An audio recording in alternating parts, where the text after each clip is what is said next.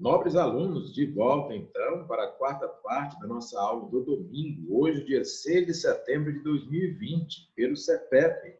Professor Eric Brasil, disciplina Gestão Aplicada número 1, turma Eletrotécnica 19 de Itapipoca, os melhores. Hoje, finalizando a nossa disciplina, a nossa última aula, lembrando que no próximo final de semana teremos a disciplina de Ética e Cidadania, também chamada Legislação e Ética Profissional, que também será ministrada por mim, professor Eric Brasil. Hoje nós finalizamos com uma avaliação, fiquem atentos e vai dar tudo certo se os senhores tiverem também a boa vontade.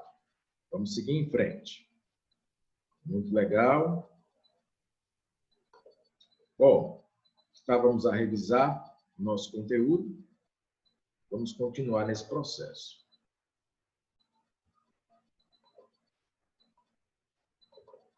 Acabamos de falar da qualidade, né? No sentido popular, no sentido técnico, conceito de conformidade, conceito de não conformidade. E vamos avançar nas chamadas ferramentas da qualidade. Aqui, na nossa disciplina, nós priorizamos essas ferramentas que consideramos mais fundamentais para esse início de curso. O ciclo PDCA, a ferramenta 5S, também chamada Programa 5S, e o Brainstorm. Falei sobre cada um, vou falar novamente sobre cada um. Brainstorm.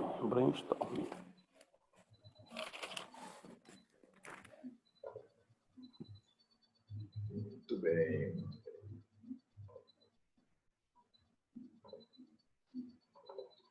Falando do ciclo PDCA, professor, o que é o ciclo PDCA? É uma ferramenta de gerenciamento da qualidade, pautada em 4 elementos: planejar, desenvolver, checar e agir. Planejar, desenvolver, checar e agir. Como assim, professor? Quando você vai executar alguma coisa, seja uma prestação de serviço, seja uma produtividade, seja na indústria, seja no comércio, seja em qualquer segmento, você planeja. Depois de planejar, você executa, né? Você desenvolve, você vai desenvolver. Depois de desenvolver, você vai verificar, você vai avaliar, ou seja, você vai checar. Se nessa avaliação, nessa verificação, nessa checagem tiver problemas, tiver não conformidades, aí você vai partir para uma ação corretiva. Você vai agir, mas agir corretivamente, para corrigir o problema, corrigir o erro, corrigir a falha. Mas se não tiver falha nenhuma, então você parte para a implementação. A ação será a implementação daquela ação correta. Professor, me dá um exemplo. Uma aula. Sou professor e aí eu tenho uma aula. Como utilizar o ciclo PDCA em aulas, em sala de aula? Eu planejei a aula. Legal. Fiz um plano de aula. Planejar, agir e checar. E aí eu fui desenvolver essa aula, executar, ou seja, comecei a ministrar a aula. Ótimo. Só que depois de ministrar essa aula, eu fui checar, eu fui verificar, eu fui avaliar, eu fui assistir a gravação e aí eu identifiquei que tem uma coisa que não está muito boa na minha aula. E aí, em vez de me conformar com isso, eu vou partir para uma ação, eu vou agir, mas eu vou para uma ação corretiva. Eu digo, eu estava fazendo a aula só assim, só o Eric falando, só o professor Eric falando direto. Aí eu considerei que isso era um erro, porque eu deveria também abrir espaço em algum momento para os alunos perguntarem. Em algum momento eu deveria passar um pequeno vídeo. Em algum momento eu deveria fazer o compartilhamento de tela aqui do Zoom. E aí eu parti para essa ação corretiva.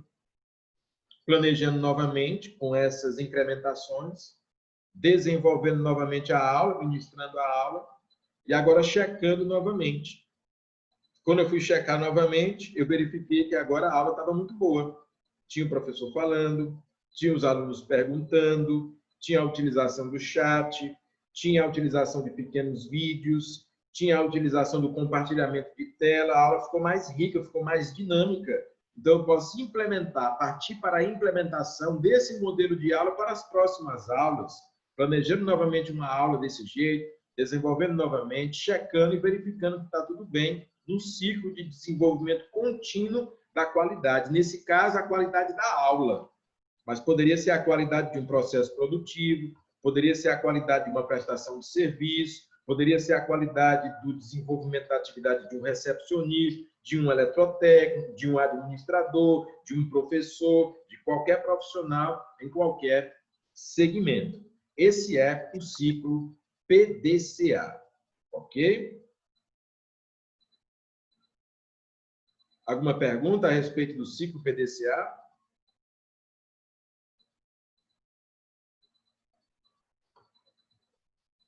Podemos prosseguir, então.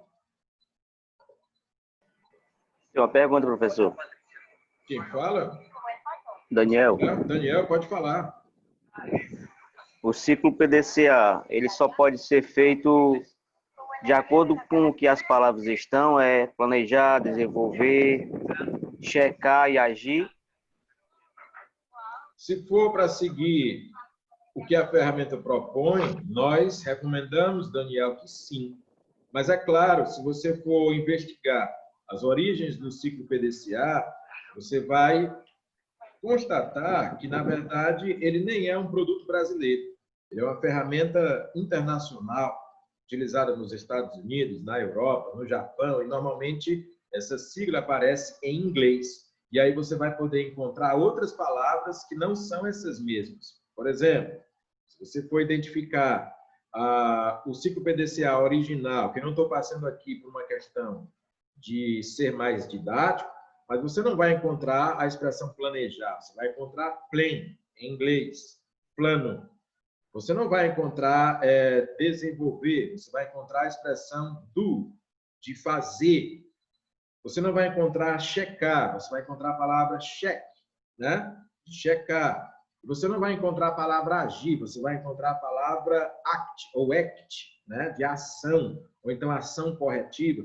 Então, assim, as palavras podem aparecer de maneira diferente, mas o significado delas, no contexto, é o mesmo, certo?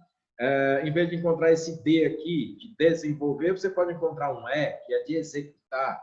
Mas, assim, a lógica do ciclo PDCA é seguir essas 4 etapas principais para esse ciclo de movimento, cujo objetivo maior é você ter uma melhoria contínua, uma correção contínua para atingir ou manter o seu processo de qualidade, seja ele qual for. Tá certo? Ok? Muito bem, então vamos prosseguir, né?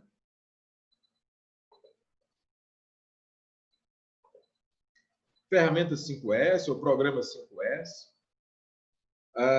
Da mesma forma, as expressões da ferramenta 5S, as palavras podem aparecer diferentes, como o Daniel pergunta, dependendo do livro que você pesquisa, dependendo da fonte que você pesquisa, mas o sentido é o mesmo. São 5 sensos de conduta que conduzem à qualidade. O senso de utilização, que muitas vezes é chamado de descarte também. O senso de ordenação, que às vezes pode aparecer com a palavra organização. O senso de limpeza, que normalmente aparece assim mesmo, sempre, limpeza. O senso de saúde, que pode ser chamado saúde e padronização, mas alguns livros trazem a palavra asseio, que asseio é diferente de limpeza, certo? E o senso de disciplina, que alguns livros trazem a expressão autodisciplina. Pode ser disciplina e pode ser autodisciplina. A utilização, ela é um senso que me diz que eu tenho que ter utilidade com tudo aquilo que envolve, que cerca o meio ambiente. As coisas só fazem sentido se tem utilidade. Uma peça, uma máquina, um equipamento, uma roupa, um item qualquer, não é assim? Então, o que é que o senso de utilização vai me dizer? Se eu tenho 15 camisas, mas só uso 5, que eu tenho que doar aquelas 10 camisas que eu não uso, que eu tenho que descartar para poder ter mais espaço livre no meu guarda-roupa. Isso é um senso de utilização. Isso serve para a empresa. Às vezes, no almoxarifado, você tem coisas que você nunca mais vai usar, que não servem para nada, que só estão ocupando espaço, que só estão ocupando a prateleira, que aí estão prejudicando a circulação, né? A livre circulação e a boa manutenção daquele almoxarifado. Isso é um senso de utilização. Às vezes acontece isso num pátio de empresa, às vezes acontece isso na sua residência, certo? A ordenação, que senso é esse? É o senso de organização, de ordem, de layoutização, por exemplo, no ambiente industrial, às vezes a linha de produção está mal posicionada. Às vezes você tem um sistema onde os colaboradores, os operários de chão de fábrica, eles ficam posicionados muito próximos uns dos outros. Eles não têm espaço para se movimentar, eles acabam se acotovelando, se esbarrando. Temos um problema aqui, né? Com o áudio de vocês, alguém abriu o áudio. Vamos deixar o áudio fechado quando nós estivermos falando para não atrapalhar a aula. Bom, continuando.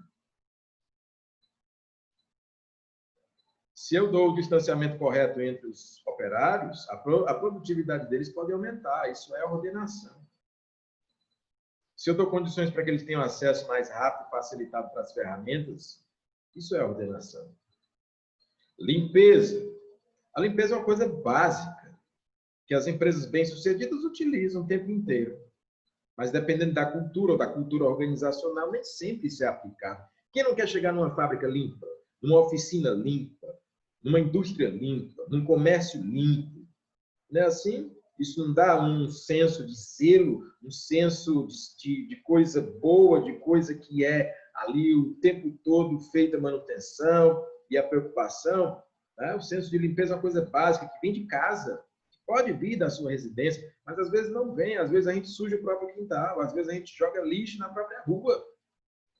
Às vezes a criança joga um papel de bombom no chão e você acha bonito. E não é bonito, é feio. Às vezes você entope a boca de lobo aí da sua zona urbana, da sua cidade, quando chove, tudo entope, tudo fica alagado e prejudica a drenagem. Você vai dizer que a culpa é da prefeitura e às vezes a culpa é do cidadão também. Nós somos corresponsáveis pela limpeza de qualquer ambiente. Isso vale principalmente para o ambiente profissional, mas vale também para o pessoal. O senso de saúde, que também pode ser chamado de saúde e padronização, e tem uma palavrinha bem legal chamada asseio, que traduz esse senso. Ora, se uma fábrica estiver mal iluminada, isso é um problema de saúde e padronização. Melhor que ela esteja bem iluminada, para a produtividade ser maior. Ora, mas se eu tenho as cores erradas, até as cores visuais, né, do ambiente podem alterar a produtividade. Por exemplo, quais são as cores que normalmente se vestem os profissionais da saúde? Branco, verde claro, azul claro, cores que dão a ideia não só de limpeza, mas que também dão a sensação de paz, de calma. Por que o médico e o enfermeiro não se vestem de preto ou de vermelho? Por que o médico não se veste de vermelho? Já pensou o médico indo para a cirurgia com a roupa toda preta? Aí você pode pensar assim, é o anjo da morte que veio me buscar. Isso é uma questão de asseio, de saúde também, de padronização do quarto senso. Mas, Eric, você tem preconceito com essa cor? Não, não tem, porque o juiz de direito se veste de preto. A toga de um juiz, de um profissional do direito, de um bacharel em direito, de um juiz, de um promotor de justiça, de um defensor público, é preta. E por que ela é preta, não é branca? Porque o preto, na nossa cultura, dá a ideia de neutralidade. E o juiz tem que ser imparcial, neutro, e o preto é a cor correta para ele. Um bombeiro. As cores do bombeiro têm que ser chamativas. Vermelho, laranja. Profissionais da defesa civil, você vê muita cor laranja. O bombeiro militar, você vê muita cor vermelha. Porque o bombeiro ele tem que transmitir a ideia, a saúde e padronização para ele, o asseio para ele, é a ideia de movimento, de alerta, de rapidez. O incêndio é agora, o desabamento é agora, eu tenho que agir agora. E o vermelho dá essa força, essa agressividade da ação. E o laranja também chama a atenção. Isso também é a questão de asseio.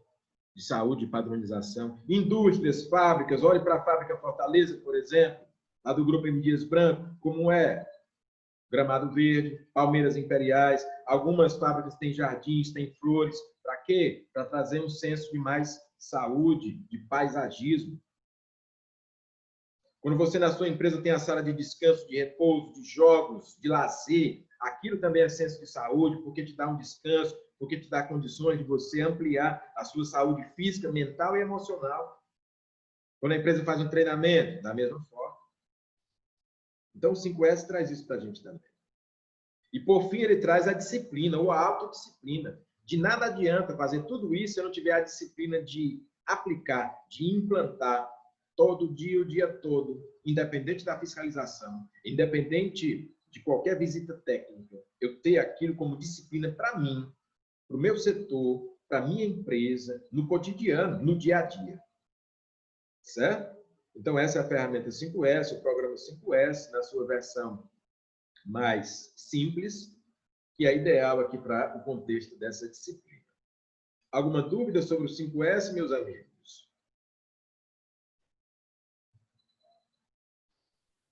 Sou Valdiano. Valdiano, pode falar. Professor, não existe uma diferença de disciplina para autodisciplina, não? Com certeza. A disciplina é no sentido geral, de todos nós termos disciplina. Todos nós aqui, estamos nessa turma de Eletrotécnica 19, temos a disciplina de iniciar a aula do domingo às 8 da manhã. Essa é a nossa disciplina. E todos nós aqui temos a disciplina de fechar o áudio na hora que o professor está falando, para que um ruído, um som externo, não atrapalhe. Isso é disciplina. E nós temos a disciplina de entender que essa disciplina, essa matéria, tem 3 finais de semana. Esse é o último, então eu tenho que resolver tudo hoje. A avaliação de vocês tem que ser hoje, não pode ser no próximo final de semana, tem que ser hoje. Só casos pontuais é que a gente pode resolver depois, mas o grosso de tudo, a maior parte de tudo tem que ser resolvido hoje, aqui com o professor, com a gente. Isso é disciplina. Mas a disciplina tem que fazer com que, mesmo que seja domingo de manhã, a gente esteja bem, alerta, ativo, saudável aqui, né? Para a aula poder ser dinâmica, poder acontecer. Isso é disciplina. E o que é a autodisciplina? Autodisciplina é a disciplina que eu faço para mim. O que é autodisciplina? Autodisciplina é o professor Eric saber que ele é professor da turma Eletrotécnica 19 de Itapipoca, e o professor Eric, muito embora ele não deva satisfação da vida pessoal dele para os alunos, mas dele, quando for no sábado à noite, o professor Eric não sair para beber, não sair para farrear, não ir dormir muito tarde, porque o professor Eric tem autodisciplina, ele se disciplina ele mesmo para poder dar uma aula de qualidade. Para eu estar aqui bem, para eu estar aqui com vigor, com toda essa energia, com todo esse ânimo, com todo esse entusiasmo para vocês, eu tive que dormir cedo ontem. Porque o dia de ontem foi bem cansativo, todo mundo, né? Porque o dia de ontem foi bem cansativo. Tivemos a aula o dia todo, até às 17 horas, e depois tivemos a palestra da professora Sueli, da Águia Empreendedora. E depois eu ainda tive que fazer coisas que vocês não veem aqui, que é organizar os vídeos de gravação. Mas aí eu tive que dormir cedo, senhores, para poder acordar cedo. A aula começa às 8 horas. Você acha que eu acordo 8 horas de domingo? Sabe que horas eu acordei hoje para poder estar aqui com vocês? Às 5 da manhã. Professor, eu preciso de tudo isso? Preciso, porque eu vou checar cada slide desse para ver se está ok, porque às vezes ainda dá problema. Porque eu vou checar a minha internet se está ok, às vezes dá problema. Porque eu vou checar tudo que tem que ser feito hoje e ainda dá problema. Imagine se eu não fizesse isso. Isso é autodisciplina. Tá certo? Então, a autodisciplina é a disciplina que a gente impõe para a gente mesmo. E a disciplina é no contexto geral, que envolve uma coletividade. Nesse caso, toda a nossa turma. Tá certo? Ok, Valdir? Ok, você estava falando que se a gente procurar essa, como é que se diz, noutra linguagem, ela não vai estar como disciplina, né? Sim, autodisciplina, né? Foi isso que você falou, certo? E Eu quis dizer, Fabiano, foi que, dependendo do livro, da obra ou da fonte de pesquisa que você for buscar na internet, essas palavras podem aparecer escritas diferentes, ou até mais de uma palavra. Então, dependendo do autor, né, dependendo do livro, da apostila ou da fonte de pesquisa, pode ser que apareça lá a palavra autodisciplina, ou então as duas palavras, disciplina e autodisciplina. Ou então que não apareça só utilização, que apareça assim, utilização e descarte.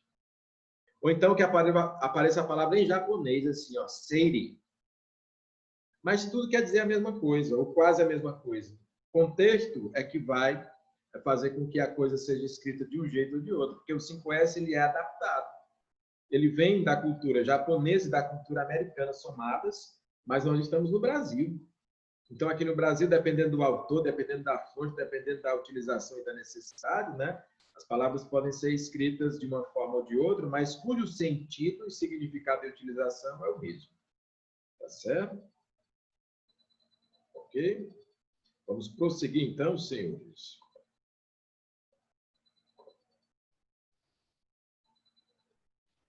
Temos uma boa participação aqui hoje, né? Nesse momento, 26 pessoas participando dessa aula ao vivo, mas que também está sendo gravada para finalizar aqui a disciplina de gestão aplicada número 1, momento de revisão. Daqui a pouco vamos ter um momento também de avaliação. Temos coisas aqui no bate-papo. Empresa feliz e funcionário feliz é aquele que pratica as ferramentas da qualidade, assim fala o Roberto Lucena. Muito legal. A autodisciplina tem a ver com a organização, fala o Gleison. Acontece muito nas empresas fazer o PDCA em sua individualidade. Exemplo, desenvolver sem planejar, para o Roberto Lucena. São contribuições aqui dos colegas.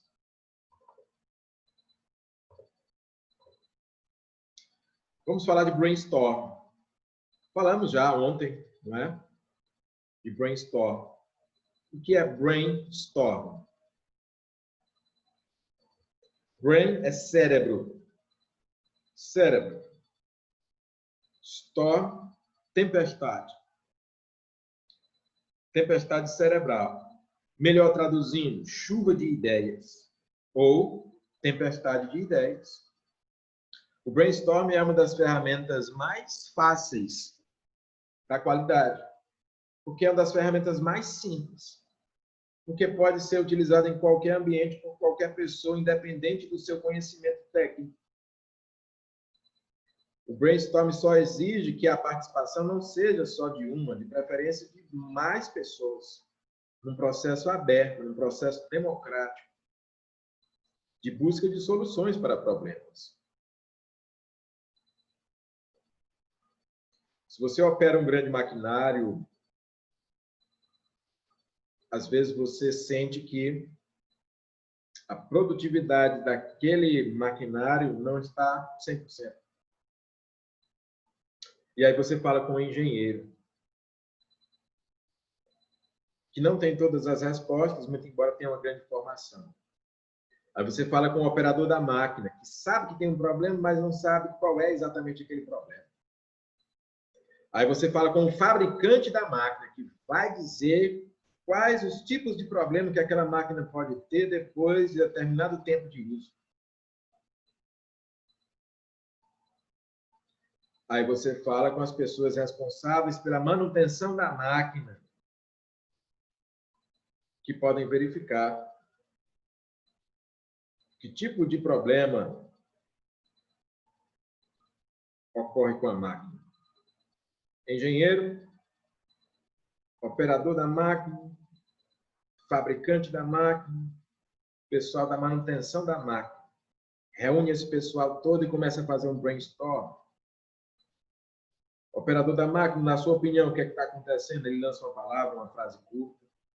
O engenheiro, da mesma forma. O fabricante também dá a sua opinião. O pessoal da manutenção também dá a opinião. Todo mundo em conjunto dando as suas opiniões. E aí você vai rastreando o problema. Uma pessoa sozinha não consegue identificar o problema daquele maquinário. Mas aquele pessoal em conjunto, fazendo um brainstorm com uma chuva de ideias, com uma tempestade cerebral, de repente consegue identificar o que é a falha. o que é o problema, ou quais são as possíveis soluções, porque tem problemas que são grandes demais, uma pessoa só resolver. Máquinas muito complexas são assim. Problemas que acontecem na administração de uma grande corporação, de uma grande indústria, são assim. Problemas de governo são assim. E o brainstorm, ele pode nos ajudar. Uma doença rara, como é que um médico às vezes consegue o diagnóstico se ele nem foi formado para isso, aquela doença nem está nos catálogos médicos, ele nem entende ainda, como por exemplo a Covid-19. A pandemia, meus amigos, vocês acham mesmo que os médicos estão totalmente preparados para lidar com ela? Estão se preparando agora, mas é uma doença nova, nós não sabemos ainda quais são todas as consequências dessa doença.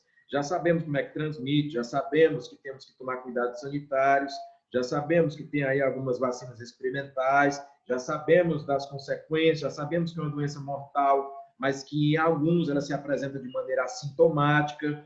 Mas vocês acham mesmo que os médicos, os biólogos, os cientistas já têm todas as respostas sobre a Covid-19? Não. E como é que eles fazem para poder ter? Como é que a OMS, a Organização Mundial da Saúde, faz? É só uma pessoa decidindo? Claro que não. Eles fazem um brainstorm. É só uma pessoa? É? Não.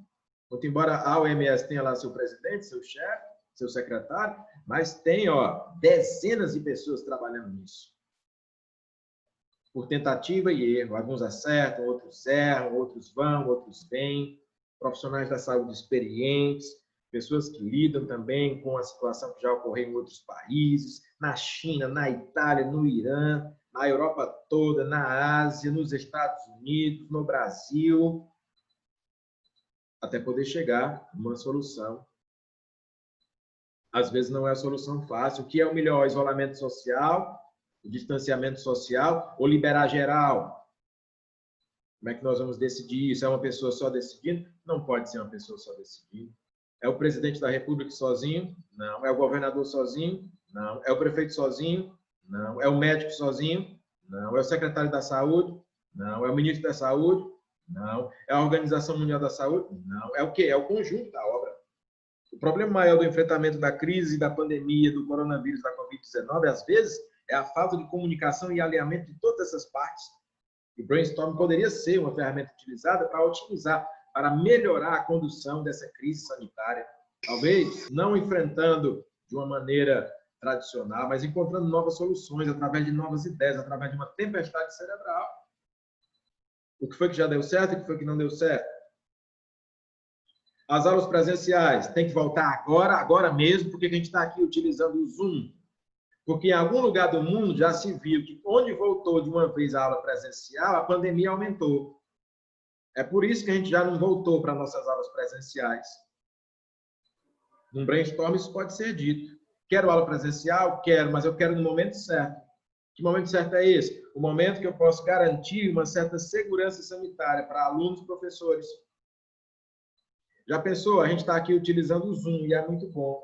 Mas aí eu digo assim, de maneira inadvertida, pessoal, próximo final de semana já vai ser presencial, a gente já vai se encontrar todo mundo em Itapipoca, a gente vai se abraçar todo mundo, tá certo? Porque acabou a pandemia. Aí 14 dias depois cai todo mundo de Covid. Porque a incubação do vírus demora, e você só, às vezes, só sabe que ficou doente muitos dias depois, eu seria irresponsável, a empresa, a escola seria irresponsável em fazer. O brainstorm ele pode apontar essas coisas. Por outro lado, você pode dizer, professor, mas a gente vai voltar para a sala de aula, mas a gente vai voltar com segurança. Todo mundo vai usar máscara. Todo mundo vai usar o álcool em gel. Todo mundo vai cuidar de ter um certo distanciamento um do outro. A gente não vai se abraçar. A gente não vai apertar as mãos. Muito embora a gente goste de fazer isso, mas a gente não vai nesse momento. Então, o brainstorming pode me conduzir para um cenário onde eu possa voltar à aula presencial com segurança? Pode. Sendo feito com responsabilidade? Sim. Com muitas ideias diferentes? Sim. Não é a opinião só de uma pessoa. Tá certo? Alguém quer fazer alguma pergunta?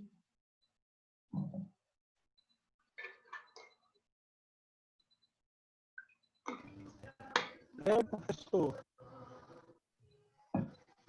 Quem fala? Mauricélio. Mauricélio, pode falar? Mauricélio. Pode falar, Mauricélio.